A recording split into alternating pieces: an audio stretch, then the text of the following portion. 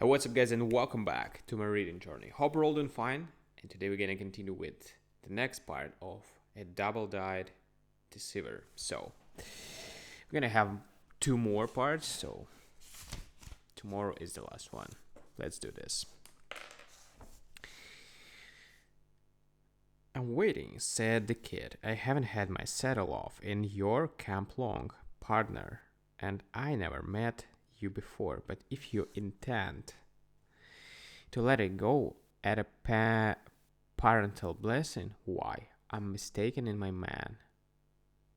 That's all. Thanks, said the consul. I haven't met anybody in a long time that keeps up with the argument as well as you do.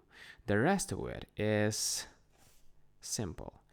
If it take you in only for a while, it's long enough. Don't give them time to hunt up the strawberry mark on your left shoulder. Old Uric keeps anywhere from. Don't give them time to hunt up the strawberry mark on your left shoulder. Old Uric keeps anywhere from 50,000 to $100,000 in his house all the time in a little safe that you could open with a shoe buttoner. Get it? My skill as a tattooer is worth half of the boodle. We go house and catch a tramp steamer for Rio de Janeiro. Let the United States go to pieces if it can't go along without my services. Curious, senor? It sounds to me, said the kid, nodding his head. I'm out for the dust. All right then, said Tucker. You have to keep close until we get the bird on you. You can live in the back room here.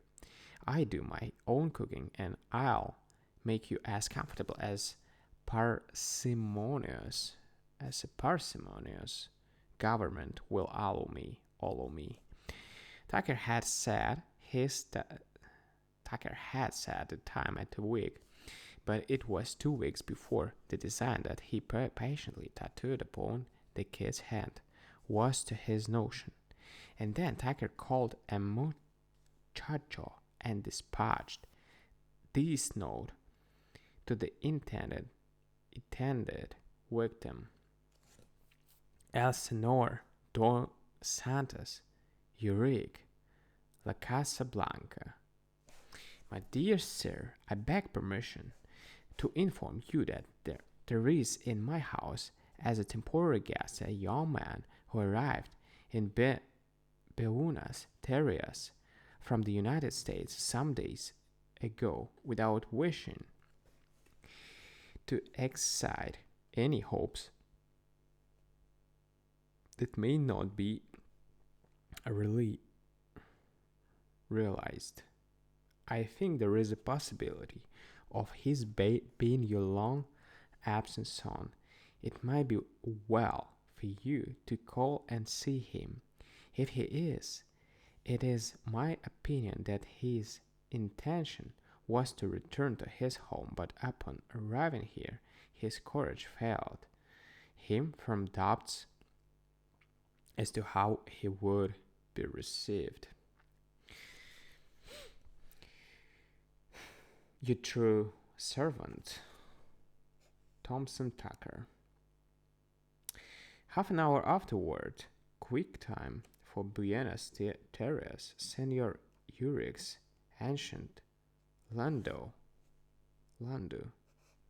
drove to the consul's door with the bare-footed coachman beating ass and shouting at the team of fat, awkward horses. A tall man with a white mustache alighted and assisted to the encountered a lady who was dressed and veiled, and underlived black. The two hastened the two hastened inside and were met by Tucker with his best diplomatic bow. By his desk stood a slender young man with clear-cut, sun-browned features and smoothly brushed his black hair. Senora Ulrich threw back her heavy veil with a quick gesture. She was past middle age and her hair was beginning to silver, but her full, proud figure and clear olive skin retained traces of the beauty peculiar to the Basque province. But once you have seen her eyes and comprehended the great sadness that was revealed in their deep shadows and hopeless expression, you saw that the woman lived only in some memory.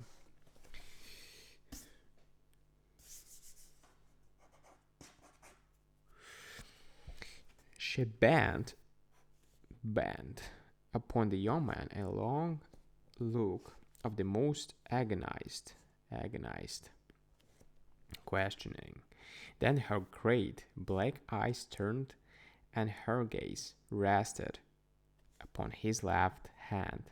And then, with a sob, not loud but seeming to shake the room, she cried, "Hija mio," and called the Lana kid to her heart. A month afterward, the kid came to the consulate in response to a message sent by Tucker. He looked the young Spanish caballero. His clothes were imported, and the wheels of the jewelers had not been spent upon him in vain. A more than respectable diamond shone on his finger as he rolled a shock cigarette.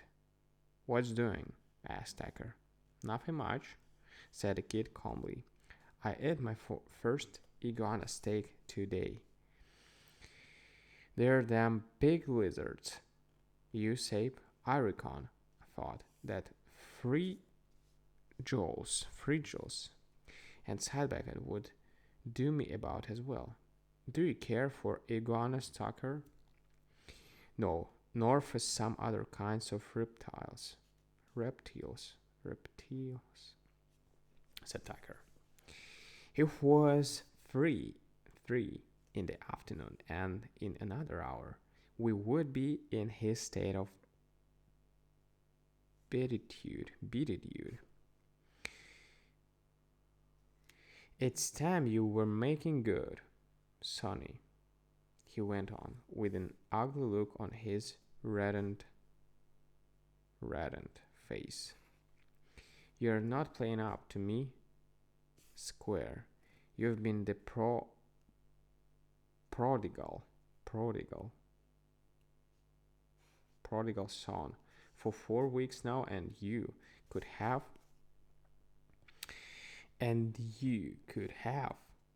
had wheel for every meal, on a gold dish if you'd wanted to. Now, Mr. Kid, do you think it's right to leave me out so long on a husk diet? What's the trouble? Don't you get your filial eyes on anything that looks like cash in the Casablanca? Don't tell me you don't. Everybody knows where old Yuri keeps his stuff. It's U.S. currency too. He don't accept anything else. What's doing? Don't say nothing this time." Alright guys, the story goes on and we're gonna figure out what's gonna be at the end, but tomorrow. Thank you for joining me today. See you. Bye.